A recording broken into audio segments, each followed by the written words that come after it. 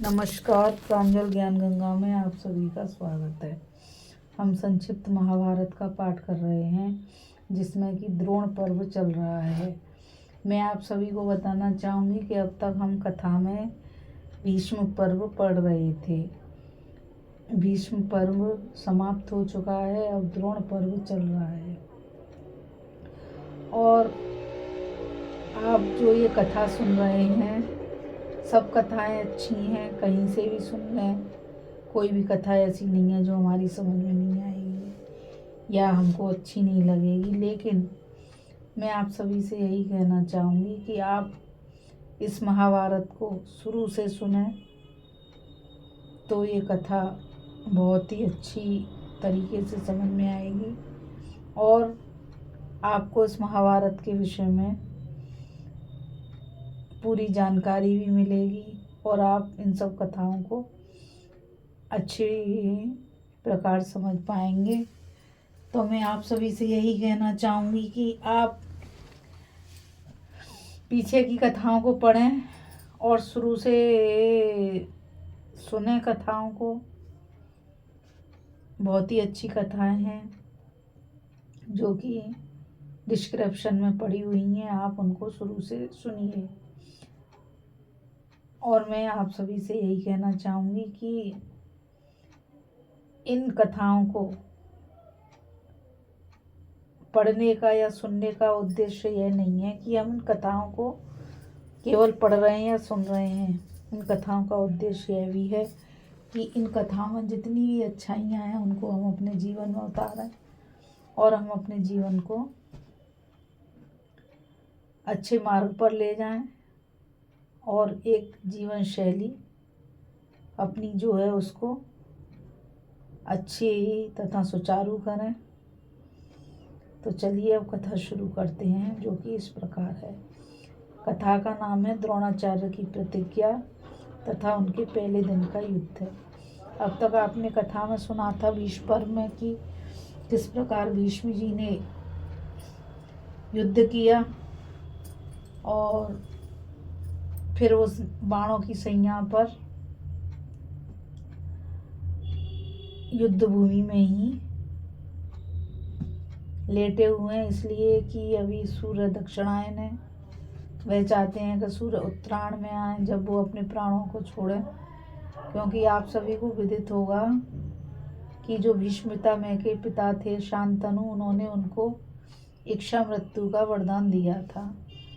तो मृत्यु उनको जब ही आएगी जब वो चाहेंगे। तो इस वजह से अब द्रोण जी आए हैं लड़ने के लिए, क्योंकि भीष्म पितामह कौरव पक्ष से धराशायी हो गए हैं। संजय ने कहा, राजन, सेनापति का अधिकार प्राप्त करके महारथी द्रोण अपनी सेना की व्यूह रचना कर आपके पुत्रों के सहित युद्ध क्षेत्र को चले। उनकी दाहिनी ओर सिंधुराज, जयद्रथ, कलिंग नरेश और आपका पुत्र विकर्ण चल रहा था। उनकी रक्षा के लिए गंधार देश की घुड़सवार सेना के सहित शकुनी उनके पीछे था। बाईं ओर कृपाचार्य, कृतवर्मा, चित्रसेन, विभीषंती और दुशासन आदि वीर थे। उनकी रक्षा का भार सुदक्षिण आदि काम्बोज वीरों पर था। उन्हीं के साथ शक और यवन सेना भी चल रही थी। मद्र, तिगर्त, अम्बष्ट, मालव, शिवी, शूरसेन, शूद्र, मलद, शौवीर, कीतव तथा पूर्वी, पश्चिमी, उत्तरी और दक्षिण देशों के सभी योद्धा आपके पुत्रों के सहित दुर्योधन और कर्ण के पीछे चल रहे थे। वे सब अपनी अपनी सेनाओं के बल और उत्साह को बढ़ाते जाते थे। समस्त योद्धाओं में श्रेष्ठ कर्ण सेना में शक्ति का संचार करते हुए सबसे आगे चल रहे थे। आज कर्ण को देखकर किसी को भीष्म जी का अभाव भी नहीं खलता था। सबके मुंह पर यही बात थी कि आज कर्ण को सामने देखकर पांडव लोग रण क्षेत्र में नहीं ठहर सकेंगे। अजी कर्ण तो देवताओं के सहित स्वयं इंद्र को भी जीत सकते हैं। फिर इन बल पराक्रमहीन पांडवों की तो बात ही क्या है। भीष्म जी भी थे तो बहुत पराक्रमी, परंतु वे पांडवों को बचाते रहते थे। सो अब कर्ण उन्हें अपने तीखे बाणों से तहस नहस कर देंगे। राजन, इस प्रकार वे सब सैनिक कर्ण की प्रशंसा करते और मन ही मन उसे आदर देते चल रहे थे। रण क्षेत्र में पहुंचकर आचार्य ने अपनी सेना का शकट व्यू बनाया। इधर धर्मराज ने पांडव सेना का क्रौंच व्यू बना रखा था। उस व्यू के मुख्य स्थान पर पुरुष श्रेष्ठ श्री कृष्ण और अर्जुन खड़े हुए अपनी बानर के चिन्ह वाली ध्वजा फहरा रहे थे। इधर आपकी सेना के मुहाने पर कर्ण था और कर्ण और अर्जुन दोनों ही एक दूसरे पर विजय पाने के लिए उतावले हो रहे थे और दोनों ही एक दूसरों के प्राण के ग्राहक थे, इसलिए दोनों ही एक दूसरे के पर टकटकी लगाए हुए थे। इसी समय एकाएक महारथी द्रोण आगे बढ़े और सारी सेना के बीच में आपके पुत्र से कहने लगे, राजन, तुमने भीष्म जी के बाद मुझे सेनापति के पद पर प्रतिष्ठित किया है, सो मैं तुम्हें उसके अनुरूप फल देना चाहता हूँ। बताओ मैं तुम्हारा क्या करूँ? तुम्हारी जो इच्छा हो मुझसे वही वर मांग लो। इस पर राजा दुर्योधन ने कर्ण और दुशासन आदि से सलाह करके आचार्य से कहा, यदि आप मुझे वर देना चाहते हैं तो महारथी युधिष्ठिर को जीता हुआ पकड़कर मेरे पास ले आइए। यह सुनकर आचार्य ने कहा, तुम कुंती नंदन युधिष्ठिर को कैद करना ही चाहते हो, उनका वध कराने के लिए तुमने वर नहीं मांगा, इसलिए वे धन्य हैं। किंतु दुर्योधन, तुम्हें उनको मरवा डालने की इच्छा क्यों नहीं है? पांडवों को जीतने के पश्चात फिर युधिष्ठिर को ही राज्य सौंपकर तुम अपना सौहार्द तो दिखाना नहीं चाहते। धर्मराज पर तुम्हारा स्नेह है, इसलिए वे अवश्य बड़े भाग्यवान हैं। उनका जन्म सफल है तथा उनकी अजात शत्रुता भी सच्ची है। राजन, आचार्य के ऐसा कहने पर कहते ही आपके पुत्र के हृदय में जो भाव सदा बना रहता था वह सहसा बाहर प्रकट हो गया।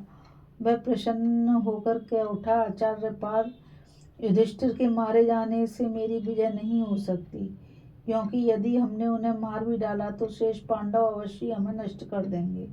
सब पांडवों को तो देवता भी नहीं मार सकते, इसलिए उनमें से जो भी बचकर रहेगा वही हमारा अंत कर देगा।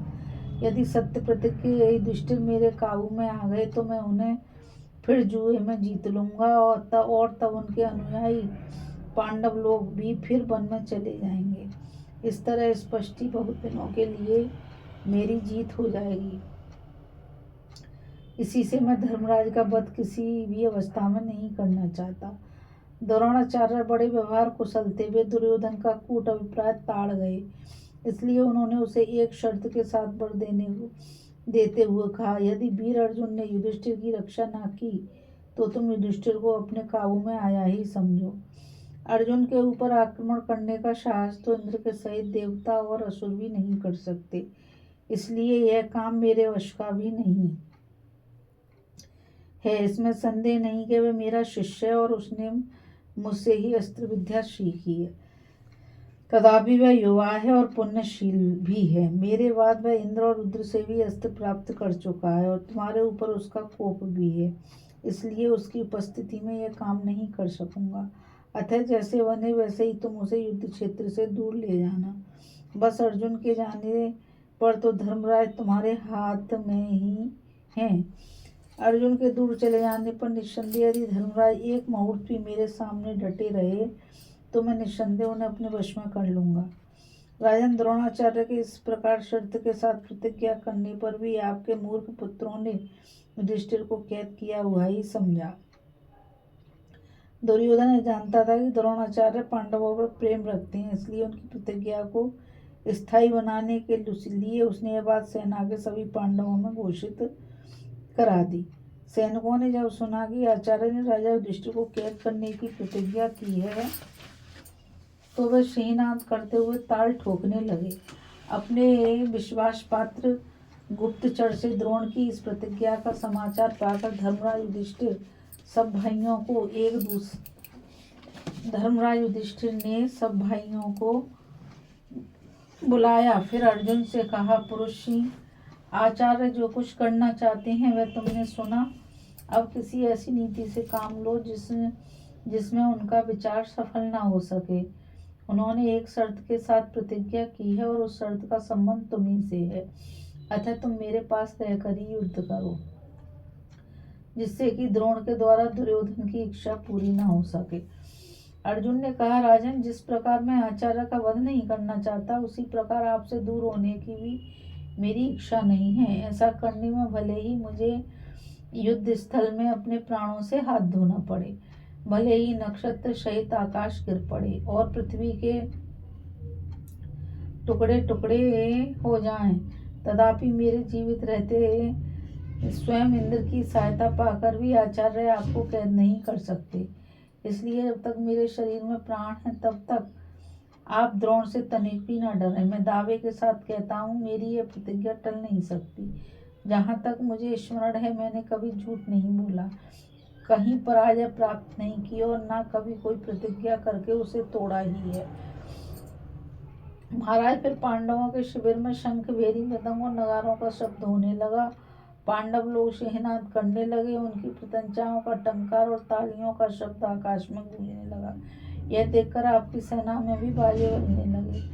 फिर व्यूह रचना से खड़ी हुई दोनों सेना धीरे धीरे आगे बढ़कर आपस में युद्ध करने लगी।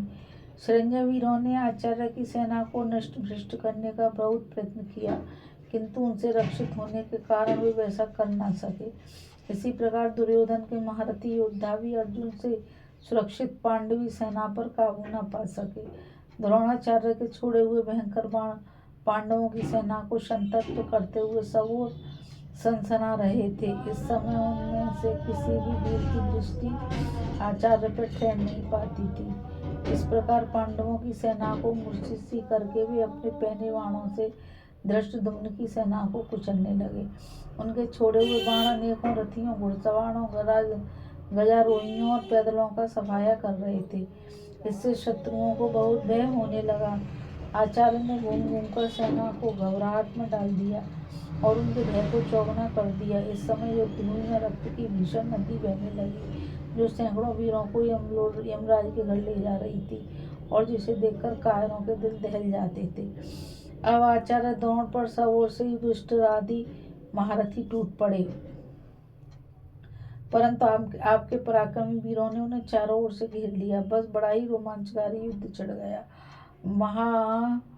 मायावी शकुनी ने सहदेव पर धावा किया और अपने पहने बाणों से उसके सारथी, ध्वजा और रथ को बीध दिया। इस पर सहदेव ने अत्यंत कुपित होकर शकुनी के रथ की ध्वजा और धनुष को काट डाला तथा उसके सारथी और घोड़ों को नष्ट करके 60 बाणों से बीध दिया।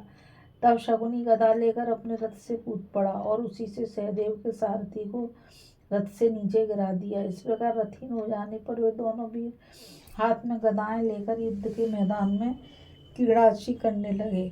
द्रोण ने राजा द्रुपद को 10 बाण मारे। उनका जवाब उन्होंने अनेकों बाणों से दिया।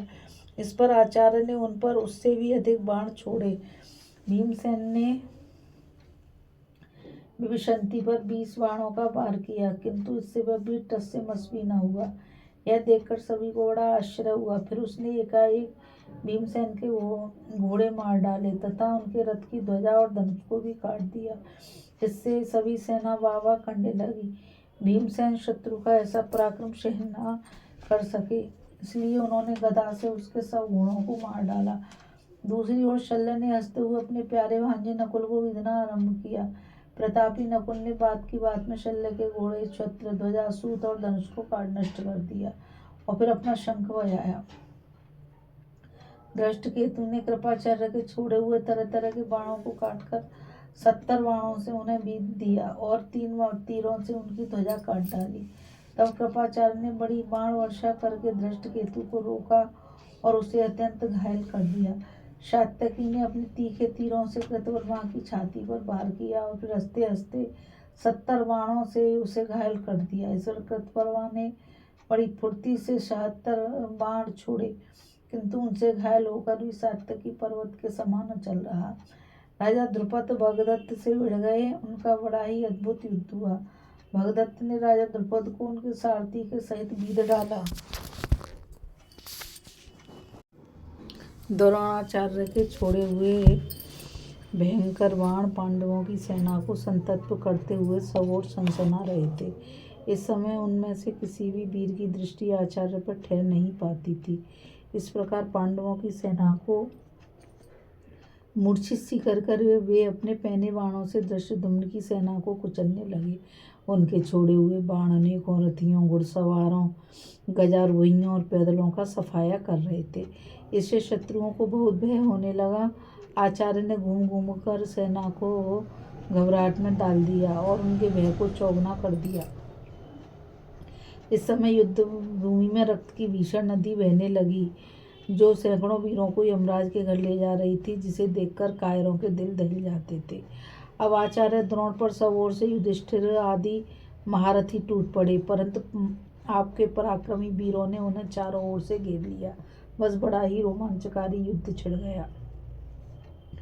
महामायावी शकुनी ने सहदेव पर धावा किया और अपने पहने बाणों से उसके सारथी, ध्वजा और रथ को बीध दिया। द्रोण ने राजा द्रुपद को 10 बाण मारे। उनका जवाब उन्होंने अनेकों बाणों से दिया। इस पर आचार्य ने उन पर उससे भी अधिक बाण छोड़े। भीमसेन ने विवस्ती पर 20 बाणों का वार किया, किंतु इससे वह वीर टस से मश न हुआ। यह देखकर सभी को बड़ा आश्चर्य हुआ। फिर उसने एकाएक भीमसेन के घोड़े मार डाले तथा उनके रथ की ध्वजा और धनुष को भी काट दिया। इससे सभी सेना वाह वाह करने लगी। भीमसेन शत्रु का ऐसा पराक्रम सहन न कर सके। राजा द्रुपद भगदत्त से भिड़ गए। उनका बड़ा ही अद्भुत युद्ध हुआ। इसी समय पौरव गर्जना करता हुआ अभिमन्यु की ओर दौड़ा। दोनों का बड़ा घोर युद्ध छिड़ गया। पौरव ने बाणों की बरसात से अभिमन्यु को बिल्कुल ढक दिया। तब अभिमन्यु ने उसके ध्वजा, छत्र और धनुष काटकर उसको पृथ्वी पर गिरा दिया। फिर 7 बाणों से उसने पौरव को और 5 से उसके सारथी तथा घोड़ों को घायल कर दिया। इसके बाद वह ढाल तलवार लेकर पौरव के रथ के जुए पर कूद पड़ा और वहीं से उसके बाल पकड़ लिए। फिर एक लात से सारथी को रथ से गिरा दिया और तलवार से ध्वजा उड़ा दी तथा पौरव को बाल पकड़कर झकझोरने लगा। जयद्रथ से पौरव की यह दुर्दशा नहीं देखी गई, इसलिए वह ढाल तलवार लेकर अपने रथ से कूद पड़ा। जयद्रथ को आते देखकर अभिमन्यु ने पौरव को छोड़ दिया और बाज की तरह तुरंत ही रथ से उछलकर उसके सामने आ गया।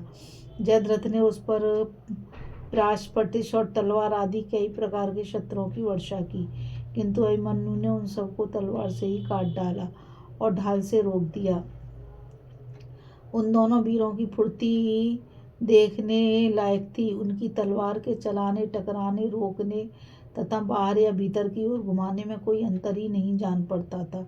दोनों ही वीर भीतर और बाहर की ओर घूमते हुए युद्ध के अद्भुत पैतरे दिखा रहे थे। इतने में ही अभिमन्यु की ढाल से लगभग जयद्रथ की तलवार टूट गई, इसलिए वह तुरंत ही अपने रथ पर चढ़ गया। इसी समय अवकाश पाकर अभिमन्यु भी अपने रथ पर जा बैठा। अभिमन्यु को रथ पर चढ़ा देखकर कौरव पक्ष के सब राजाओं ने मिलकर उसे घेर लिया। अतः उसने जयद्रथ को छोड़कर अब सभी सेना को संतप्त करना आरंभ किया। इसी समय शल्य ने उस पर एक अग्निशिखा के समान देदीप्यमान भयंकर शक्ति छोड़ी। अभिमन्यु ने उछलकर उसे बीच में ही पकड़ लिया और उसी शक्ति को अपने पूरे बाहुबल से शल्य की ओर छोड़ा। उसने राजा शल्य के सारथी को मारकर रथ से नीचे गिरा दिया। यह देखकर राजा विराट, द्रुपद, धृष्टकेतु, युधिष्ठिर, सात्यकी, केकई राजकुमार, भीमसेन, धृष्टद्युम्न, शिखंडी, नकुल और सहदेव और द्रौपदी के पुत्रों ने वाह वाह की ध्वनि से आकाश को गुंजा दिया तथा अभिमन्यु का हर्ष बढ़ाते हुए जोर जोर से सिंहनाद करने लगे। सारथी को मरा हुआ देखकर राजा शल्य ने लोहे की ठोस गदा उठाई और क्रोध से गर्जना करते हुए वे रथ से कूद पड़े। उन्हें दंडधर यमराज के समान अभिमन्यु की ओर झपटते देख तुरंत ही भीमसेन अपनी भारी गदा लिए उनके सामने आ गए। संग्राम में भीमसेन की गदा का प्रहार मद्राज को छोड़कर और कोई सहन नहीं कर सकता था तथा मद्राज की गदा के वेग को सहने वाला भी भीमसेन के सिवा दूसरा कोई और नहीं था। वे दोनों ही वीर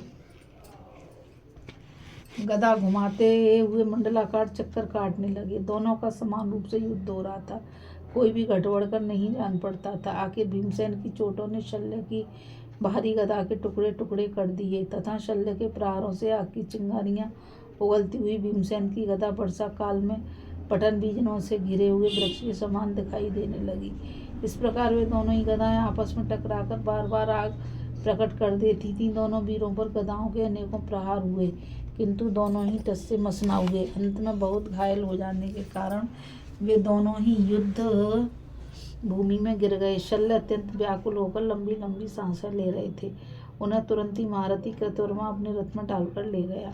महाबाहु भीमसेन को भी थोड़ी देर में चेतो हो गया और वे खड़े होकर फिर हाथ में गदा लिए युद्ध के मैदान में दिखाई देने लगे।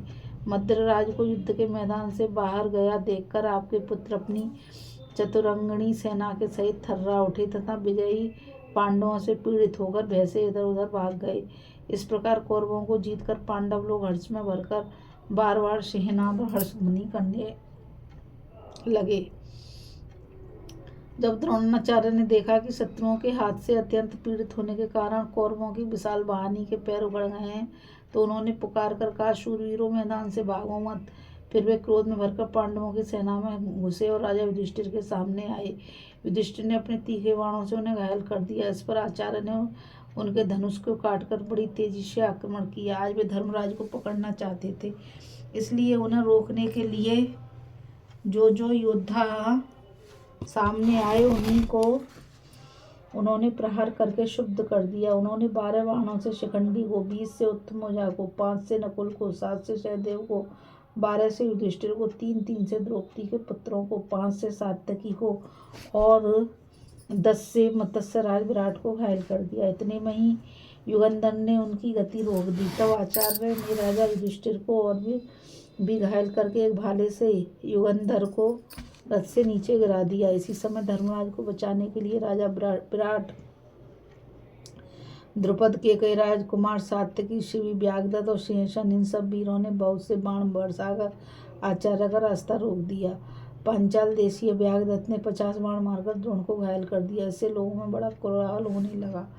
सिंहसेन ने भी आचार्य को बाणों से बीत दिया और वह सब महारथियों को भयभीत करके स्वयं हर्ष से अट्टहास करने लगा, किंतु द्रोणाचार्य ने क्रोध में भरकर 2 बाणों से इन दोनों वीरों के सिर उड़ा दिए तथा अन्य महारथियों को बाण जाल से आच्छादित कर मृत्यु के समान युधिष्ठिर के सामने जाकर डट गए। आचार्य का ऐसा पराक्रम देखकर सब सैनिक यही कहने लगे कि ये इसी समय युधिष्ठिर को पकड़ कर हमारे महाराज को सौंप देंगे। जिस समय आपके सैनिक इस प्रकार चर्चा कर रहे थे, उसी समय अर्जुन बड़ी तेजी से अपने रथ के शब्द द्वारा शब्दशाओं को गुंजाते हुए वहां आ गए। उन्होंने युद्ध के मैदान में खून की नदी बहा दी, जिसे रथ भंवर के समान जान पड़ते थे तथा जो शूरवीरों की हड्डियों से भरे हुए शवरूप किनारों को बहा ले जाने वाली बाण समूह रूप फैन से व्याप्त था, प्रास रूप मछलियों से भरी हुई थी। उस नदी को पार कर उन्होंने कौरव वीरों को युद्ध के मैदान से भगा दिया और फिर वहीं अपनी घनघोर बाण वर्षा से शत्रुओं को अचेत करते हुए वे सहसा द्रोणाचार्य की सेना के सामने आ गए। धनंजय की बाण वर्षा के कारण दिशाएं, अंतरिक्ष, आकाश और पृथ्वी कुछ भी दिखाई नहीं देता था। सब बाण में से जान पड़ते थे। इतने में सूर्य अस्त हो गया और अंधकार फैलने लगा, इसलिए शत्रु मित्र किसी का भी पता लगाना कठिन हो गया। देखकर आचार्य और दुर्योधन ने अपनी सेना को युद्धबंद करने की आज्ञा दी तथा अर्जुन ने भी अपनी सेना को शिविर की ओर मोड़ा। इस प्रकार शत्रुओं के दांत खट्टे कर वे श्री कृष्ण के साथ बड़े आनंद से सारी सेना के पीछे अपनी छावनी की ओर चले। इस समय पांचाल और संजयवीर उनकी उसी प्रकार प्रशंसा कर रहे थे ऐसे ऋषि लोग सूर्य की स्तुति करते हैं। इस कथा में बस इतना ही। अभी हम कथा में द्रोण पर्व पढ़ रहे थे, जिसमें कि द्रोणाचार्य की प्रतिज्ञा तथा उनके पहले दिन के युद्ध की कथा को पढ़ा था। अब आगे की कथा में हम अर्जुन के वध के लिए संतप्त वीरों की प्रतिज्ञा और अर्जुन का उनके साथ युद्ध की कथा को पढ़ेंगे। इस कथा में बस इतना ही। मुझ गीता रावत को आज्ञा दीजिए। कल फिर मिलेंगे एक नई कथा के साथ। और मैं आप सभी से यही कहना चाहूँगी कि आप सभी पीछे की कथाओं को भी पढ़िए और सुनिए, ताकि इस महाभारत को आप अच्छी तरह से समझ सकें। और इस चैनल को ज़्यादा से ज़्यादा लाइक, शेयर और सब्सक्राइब कीजिए, ताकि यह अमूल्य ज्ञान अधिक से अधिक लोगों तक पहुंच सके। इस कथा में बस इतना ही। राधे राधे। जय श्री कृष्ण। नमस्कार।